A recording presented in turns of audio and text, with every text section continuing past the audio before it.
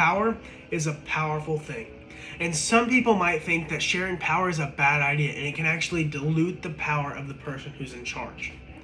While others on the other side would say that sharing power is better because it empowers people in the organization to grow and it also increases accountability. According to Spencer Ritchie from Penn State, he says analyzing leadership power often leads to negative examples of when power has led to corruption or negative connotations. With the amount of corruption in the world today, it's important and imperative that we think on sharing power.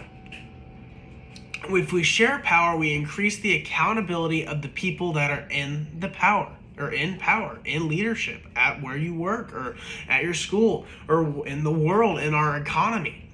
According to The Office, in season 6, episode 3, the episode is called The Promotion, and The Office came out in 2005, and it is a widely known sitcom that is widely known in America. There's two of The Offices. There's one in Europe and one in the U.S.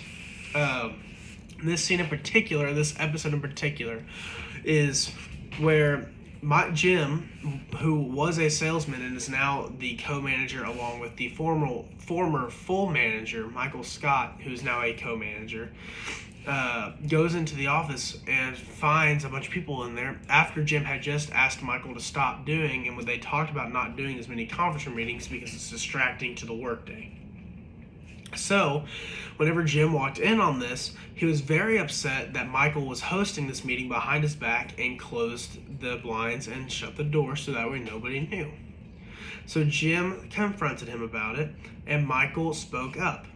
And without further ado, let's take a look at this episode, and let's see how Michael and Jim reacted.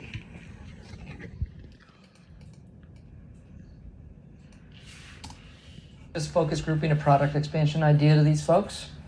Got one of each. Really? Hey, Stanley, what was the last thing Michael said before I came through the door? Stanley, you don't need to answer that. Stanley. If you don't spell this, you're fired. Okay. Michael, I thought we agreed to not take up people's time with meetings like these. What do you mean by these people? Michael, this is a conference room meeting.